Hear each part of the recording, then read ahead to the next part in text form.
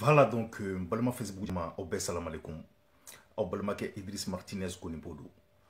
Toujours nous sommes sur l'affaire Denkoro. Mamoun be kan wule ka bo dien fan be fait Mali, Europe, Amérique. Kan encourager kan féliciter ni combat ina vraiment on fene ka folie be au pays. Ni wakati ina Denkoro akwa dale no kogola. Abe bouni bela fan be fait. Rasba tire nyumana koni ye pikri bien gendem senina. Nama kule se ka madiga aladi ni wakati ina abe kule la fan bɛɛ fɛ abe yɛrɛ ɲini na maaw be ka boli dongo do ka t'u ka wari récupérer n'o de fɔ aw ye ngo hali ni justice ma ne dɛmɛ ni kɛlɛ in na Idriss kelen be Denkoro kɔda kogo la ni ala sɔnna ma ni tile filani in na mana video kɛ Denkoro kan n be taga commentaire lajɛ i b'a sɔrɔ mun be buda kɔnɔ ko waye au moins Denkoro be fantanw dɛmɛ ko Idriss ye mun kɛ fantanw ye Mbefeka moufo au nyanadron, c'est que au système aussi, ça fait partie de l'escroquerie.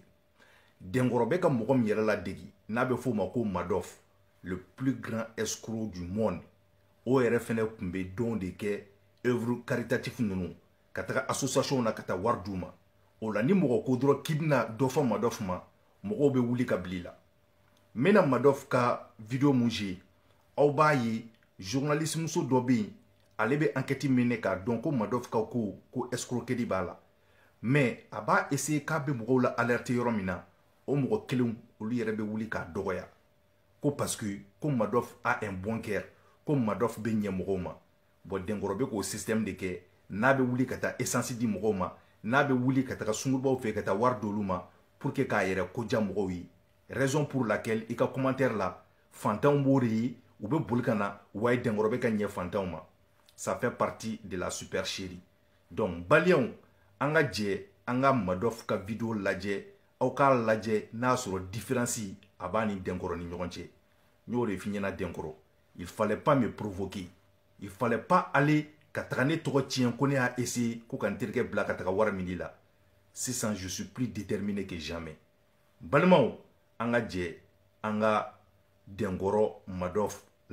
Bienvenue dans cette bulle consacrée à un homme dont 90% d'entre vous n'ont jamais entendu parler de l'histoire complètement abracadabrantesque. Si j'en juge par les résultats à mon sondage Twitter.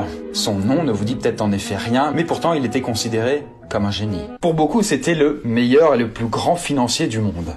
Rien que ça, quoi. Les gens lui prêtaient leur fortune et lui se chargeait de la faire fructifier. Steven Spielberg lui avait prêté des millions de dollars. Des banques françaises comme la Société Générale, BNP Paribas, Crédit Agricole, et j'en passe, ont eux aussi placé des montants colossaux sur lui. Il faisait rêver tous les riches et était réputé le plus fiable et sûr au monde. Et un beau jour, le rêve prend fin. On apprend qu'il a monté la plus grosse escroquerie financière de l'histoire. Et qu'il a réussi à voler, non pas quelques millions d'euros comme le ferait un bon braqueur de banque, mais accrochez-vous bien. 65 milliards de dollars.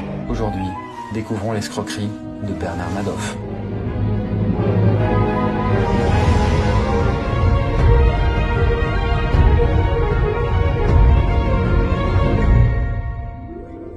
Nous sommes en décembre 2008 dans l'un des endroits les plus bling-bling de la planète, à Palm Beach, à 100 km de Miami. Une station balnéaire où on pourrait dire qu'il y a un ratio de millionnaires au mètre carré défiant toute concurrence. Ça transpire l'argent à tous les coins de rue. Et justement, à l'une de ces rues, dans un restaurant chic, des gens riches d'horizons assez variés sont en train de déjeuner. Soudain, le téléphone de bon nombre d'entre eux se met à sonner. Ils prennent l'appel. Et à mesure que la personne à l'autre bout du fil est en train de parler, on voit leur visage devenir blême, se décomposer. La raison ? Ils viennent tous apprendre qu'ils ont été pigeonnés par Bernard Madoff et son fonds d'investissement dans lequel ils ont placé leur fortune. Ils apprennent que leur précieux argent s'est volatilisé. Un tel apprend par exemple en un coup de fil qu'il vient de perdre la bagatelle de 100 millions de dollars. Oui, c'est dur, je sais. Après avoir monté la plus vaste et incroyable escroquerie financière de l'histoire, Bernard Madoff est condamné à 150 ans de prison, la peine maximale. Et aujourd'hui, il est toujours en vie derrière les barreaux. Mais vous verrez à la fin de la vidéo que la vie que Bernard Madoff se tape en prison est pour le moins assez particulière. Mais pour l'heure, comment a-t-il réussi ça? Eh bien, l'histoire de son plan machiavélique commence justement à Palm Beach, vers les années 1990, soit à peu près 17 ans avant que sa monumentale fraude ne tombe en ruine.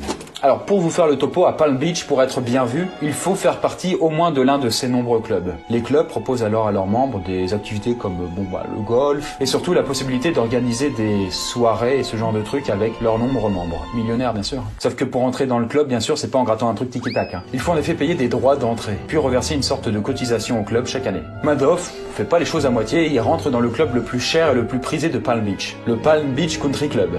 Ouais, on peut pas vraiment dire qu'ils ont cherché compliqué. Et les frais d'entrée à ce club, ça coûte 3 fois rien, 350 000 $. Là, on peut dire que Madoff était aux anges, puisqu'il y avait que des multimillionnaires autour de lui, voire des milliardaires. Et grâce à sa réputation et son savoir-faire, il a réussi à les convertir un par un dans son fonds. Si bien qu'à la toute fin, bien des années plus tard, quand la supercherie éclata, il avait réussi à convertir la moitié des membres du club à son fonds d'investissement. Mais Madoff était très malin et il savait se laisser désirer. Comme vous n'entendiez que du bien du fonds de Madoff avec ses rendements incroyables, alors vous veniez avec vos 10 millions de dollars tout fiers de vous. Salut, ça va. Mais Madoff vous mettait un vent en vous disant ça ne m'intéresse pas. Il vous disait que vous n'étiez pas assez digne de confiance ou que vous n'aviez pas assez d'argent, pas assez d'amis en commun. Il y avait toujours une raison. Et donc, un petit peu vexé quand même, vous retentiez plusieurs fois d'entrer. Jusqu'au final où, à force d'insister, il finissait enfin de vous tapoter sur l'épaule en vous disant Ok, je vais faire une exception pour vous. Et alors vous vous sentiez aux anges, tout content d'avoir réussi l'exploit de rentrer dans le fonds Madoff. Et donc, Madoff cultivait ce sentiment de difficulté pour l'approcher et entrer dans son fonds. Pour ainsi que, quand on y parvienne, on se sent privilégié et d'autant plus content d'y rester. C'est comme si je vous faisais miroiter un sublime gâteau au chocolat. Mais que pour le manger, vous allez devoir juste avant faire un footing de 5 heures d'affilée. Alors ça vous rend dingue, parce que vous vous dites, c'est qu'un gâteau au chocolat, mais en même temps, tout le monde dit du bien de ce gâteau au chocolat, il est si bon, si merveilleux, miam miam miam. Bon, alors vous pouvez être sûr que le moment où vous allez bouffer ce foutu gâteau au chocolat, vous allez pas le faire à moitié. Et puis en parallèle de son sentiment d'inaccessibilité, Madoff entretenait une réputation de généreux philanthrope, en distribuant ses millions de dollars à des associations caritatives. Ce qui fait que les gens qui réussissent enfin à l'approcher le décrivent comme un homme merveilleux, un homme digne de confiance, un patriarche bienveillant. Bon shuna ne dekoro bora ne yere hala nafolo yi ka se ka shuna nasongo dima shuna dumuni songo dima na boso songo I ka se ka dumuni ke ka ti daga sunugo voilà shuna here kono yani biti yere senge ha voilà voilà ne dekoro ka bunya ka dima Le fonds Madoff devient de plus en plus mythique et c'est THE fonds dans lequel on rêve tous d'entrer. Enfin, les riches, bien sûr. Et si vous aviez effectivement la chance d'en faire partie, tous les ans, vous aviez votre rendement autour des 10%. Et donc, si vous placiez vos 10 millions d'euros dessus, l'année suivante, 1 million d'euros venait d'apparaître comme par magie, à ce que vous aviez déjà. Et alors que de nouveaux clients arrivaient constamment, certains clients, pour des raisons qui leur sont propres, reprenaient une partie ou la totalité de leur argent, ainsi que les intérêts qu'ils avaient engrangés. Et ceci sans le moindre problème. Tout allait bien. Et un jour, une journaliste qui a mené une enquête sur le fonds Madoff découvre des choses troubles et sombres qui semblent se passer derrière, mais sans réussir à deviner quoi. Et durant un dîner mondain auquel elle est conviée, elle se retrouve à une table où les autres convives ont placé certains d'entre eux une partie de leur argent dans le fonds Madoff. Et celle-ci, croyant bien faire, les met en garde envers Bernard Madoff et son fonds qui pourrait ne pas être aussi propre qu'il prétend l'être. Et c'est alors qu'elle se fait crier dessus et copieusement insultée par les autres convives. Mais vous n'avez pas honte? Cet homme est un être formidable, il a tant fait pour les gens autour de lui, disait une vieille dame. La journaliste en est restée quelque peu traumatisée. Et pourtant, en 2008, la crise financière commence à éclater. Les divers fonds d'investissement dans le monde se mettent à fondre comme neige au soleil. Avec tous leurs clients inquiets, devant la chute libre de la bourse, décident donc de récupérer tout leur argent. Et c'est aussi le cas pour le fonds Madoff, où ses clients décident de reprendre l'argent et de partir. Beaucoup trop de clients d'un coup. Madoff est alors mis au pied du mur. Tout simplement parce que il n'a pas leur argent. Il va alors voir ses 2 fils et leur avoue tout. Son fonds d'investissement privé n'a jamais existé. Il n'a jamais mis un seul centime de l'argent que ses clients lui ont confié dans la bourse. Là, ses fils sont, j'imagine, un petit peu surpris quand même, et totalement terrassés par la nouvelle, puisque apparemment aucun des membres de la famille de Madoff n'était au courant de ses agissements. Aucun. Pas même la femme. Ses fils décident alors de prévenir le FBI et les gendarmes de la bourse. Tiens, eux? Ah oui. Madoff est arrêté et la peine maximale de 150 ans de prison lui est donnée. Son pseudo-fonds d'investissement s'écroule comme un château de cartes. Et avec lui, 50 milliards d'euros se volatilisent. La plupart de ceux qui mirent de l'argent chez lui n'en revirent pas le moindre centime. Et l'un d'eux était ami avec Madoff depuis plus de 40 ans. Il le considérait même comme son fils adoptif. Et il avait placé 250 millions de dollars dans son fonds d'investissement. Envolé, y'a plus rien. Mais alors, après avoir dit tout ça, quelle est la technique secrète de Bernard Madoff? Eh bien, en réalité, c'est extrêmement simple. Il n'y avait pas de technique ou de choses élaborées, il n'y avait rien du tout. Et ce rien du tout, ça s'appelle la pyramide de Ponzi, en l'honneur de l'escroc italien qui fut le premier à l'utiliser au début du XXe siècle, et qui pigeonna beaucoup de monde avec. Alors, l'explication est un petit peu technique, mais au final assez simple à appréhender. Imaginez, c'est vous l'escroc.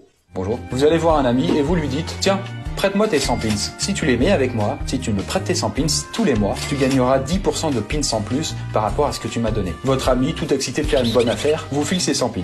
Puis vous faites ça avec plusieurs amis, c'est pas toujours facile de leur faire accepter le truc. Et à la fin du mois, vous avez finalement réussi à convaincre 5 amis de vous donner 100 pins. Vous avez donc 500 pins dans votre coffre. Et d'après ce que vous leur avez dit, ils sont censés avoir engrangé 10% d'intérêt. Soit 10 pins chacun, ou donc 50 pins en tout. Ils décident donc de laisser leur pactole chez vous, en pensant qu'il va fructifier. Mais en réalité, c'est vous qui leur avez dit qu'ils ont engrangé 10%. Mais il n'y a pas 10% en fait dans le coffre. Dans le coffre, il n'y a que 100 pins par personne. Et pas un de plus. Il n'y a pas des pins qui sont apparus comme par magie. Sauf que eux, ils ne le savent pas. Putain, vous êtes malins quand même. Et ainsi, tous les mois, vous trouvez de nouveaux amis à pigeonner pour pouvoir payer le rendement des anciens qui est censé fructifier. Et puis vous servir aussi dans la caisse, hein, on va pas se cacher. Hein. Et puis quand l'un d'eux décide de récupérer tous ses pins avec les intérêts qu'il a engrangés, qu'il est censé avoir engrangés bien sûr, s'il vous a donné 100 pins au début, qu'il a laissé ses pins plusieurs mois dans votre fonds d'investissement, admettons que c'est fini par engranger 50 pins d'intérêt au bout de quelques mois. Vous êtes donc censé lui devoir 150 pins. Vous allez donc les piocher dans le coffre et vous lui filez. Merci, au revoir, c'était sympa, allez casse-toi. Donc vous avez pu le payer avec les intérêts, aucun problème. Sauf qu'en réalité, ce qui s'est passé, c'est que vous lui avez juste rendu ses 100 pins et vous avez pris 50 pins de quelqu'un d'autre et vous lui avez filé. Car il faut bien les prendre quelque part étant donné que vous n'avez pas le don de les multiplier comme par magie. Même si c'est ce que vous leur avez dit pour les embobiner. Le problème, c'est que si un jour, trop de vos amis ont envie de récupérer tous leurs pins en même temps, il y a de fortes chances que vous les ayez pas, hein. Parce qu'à force de payer les faux intérêts à vos amis, il y a plus grand chose, hein. Dring dring, le rêve est fini. Et le cauchemar peut commencer. Eh bien, le système Madoff, c'était exactement ça. C'était pas plus compliqué. Sauf que c'était pas des pins, mais de grosses liasses de pognon. Le taux de rendement était lui aussi plus ou moins de 10%, mais c'était pas tous les mois, mais tous les ans. Après, tout l'art de Madoff fut bien sûr dans l'embobinement, que ce soit de ses amis ou du monde financier dans son ensemble, hein. Mais le plus drôle dans tout ça, puisque quand même oui, la situation est à mourir de rire, c'est que lors de son procès, Madoff affirma qu'il était le seul et unique responsable de cette vaste blague. Et la justice américaine dit « Ok ». Autrement dit, il n'y eut aucun procès pour quiconque d'autre. Personne ne fut arrêté, inculpé, mis en prison, autre que lui, qui porta à lui tout seul, sur ses épaules, près de 50 milliards de vols d'argent, auprès des plus grands centres financiers du monde. On nous prendrait pas un peu pour des jambons? Bref, 2 ans après l'arrestation de Madoff, son fils, celui qu'il dénonça au FBI, après que son père lui ait tout avoué, se suicida dans sa chambre, laissant derrière lui sa femme et ses enfants. La pression au quotidien était devenue trop forte. Les gens l'accusaient de tous les maux et de tous les noms, pensant qu'il avait été mêlé aux actes de son père.